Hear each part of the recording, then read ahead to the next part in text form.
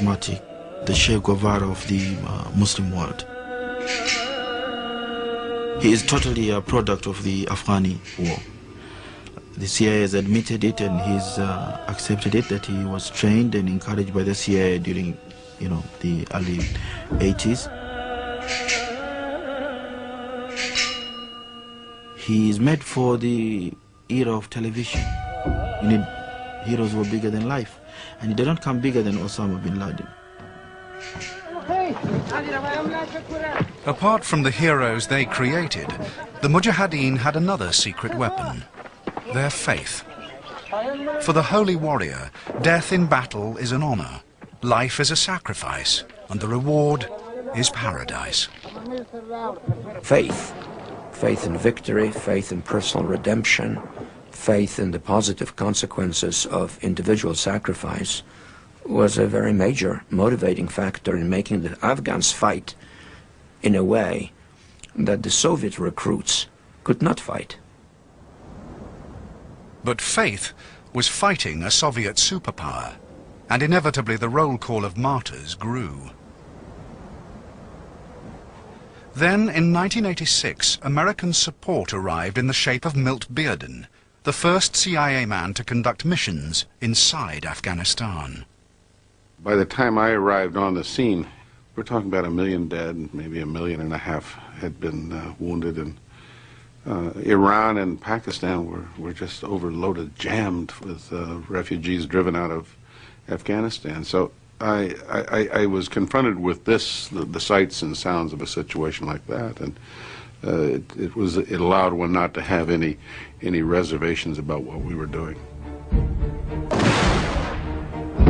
And what they were doing amounted to a major escalation of US involvement.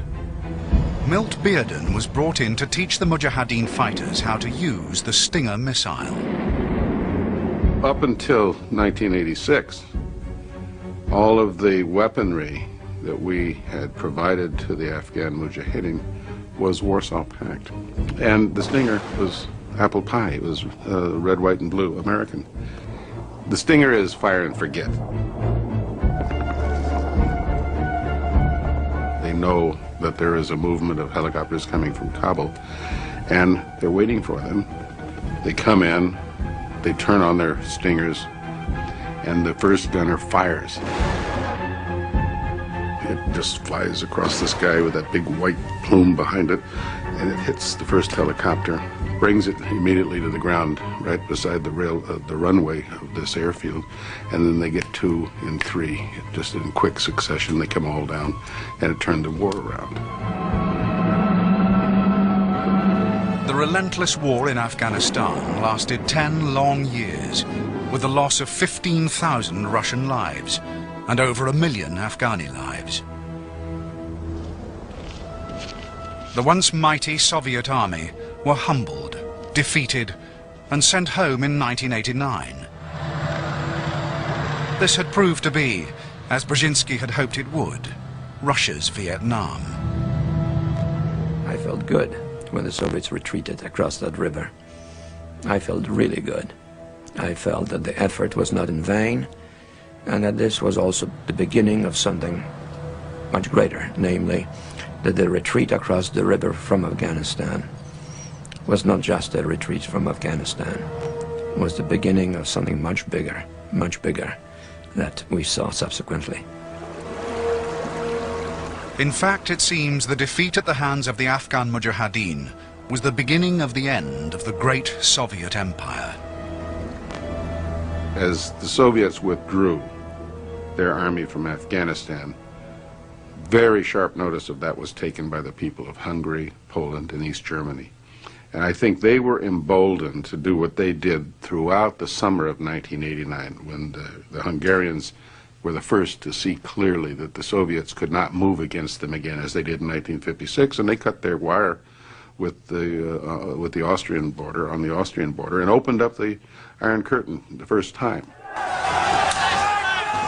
I think the Poles found that they weren't going to have anybody move in with Russian tanks after that exhausting battle, and they had an election in June of 1989 that kicked out communism once and for all and brought in that little electrician from Gdansk, and solidarity wins.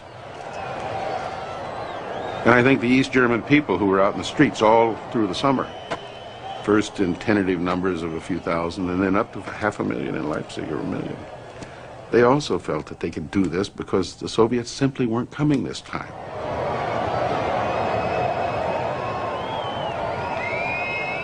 America was mesmerized by the collapse of communism and what they saw as the triumph of democracy.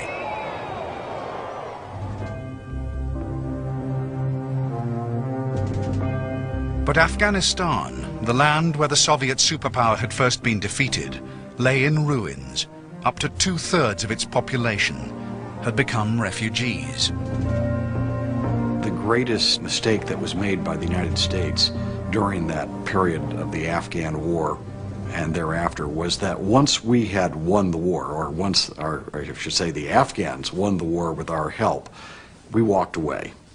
We walked away and we left it to Pakistan and we left it to Saudi Arabia to try to rebuild the area and to reestablish civil order in Afghanistan and tried to bring the region out of this conflict.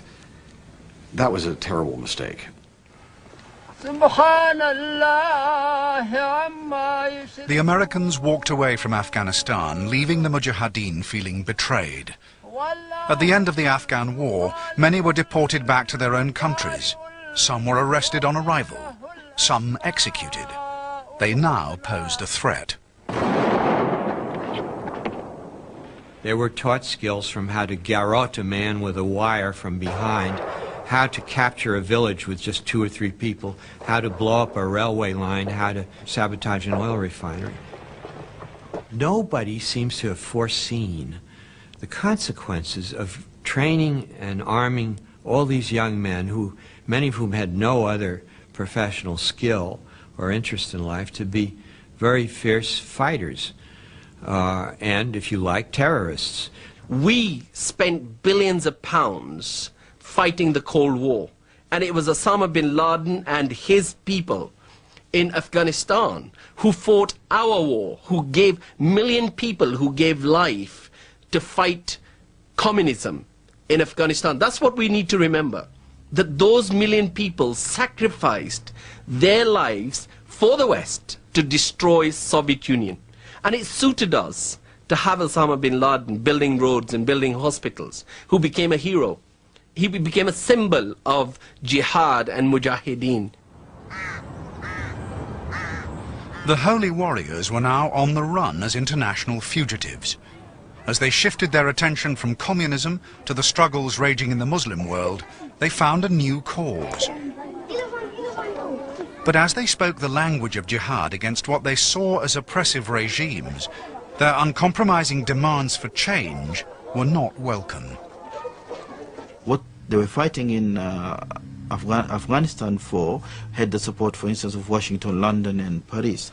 The same thing, once they started to fight it in their own Muslim countries, were not acceptable. So suddenly they found themselves, from being heroes, they were being villains. From being mujahid, they were now terrorists. A lot of them have been jailed and some of them killed in the Muslim countries. And then in a way they became not soldiers of fortune, but roaming soldiers of Allah. We ended up finding them in Bosnia, in Kosovo, in Chechnya, and Kashmir. Some of them managed to get into Palestine, and also in the Yemen and other trouble spots in the Muslim world.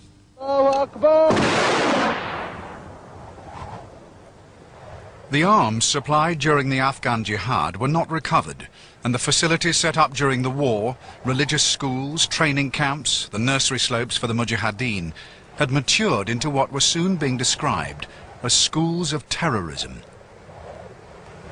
Men from over 40 countries were to come to Afghanistan as it became known as the global center for the Mujahideen to train and prepare for jihads elsewhere. It created a role model for a lot of young people who, because they're living in this political environment which are very oppressive in the Muslim world, who've tried everything, democracy, who've tried everything, but it does not work. So they thought the only way that real change can come anywhere is perhaps by taking up arms and confronting the enemy on the battlefield. On the plane.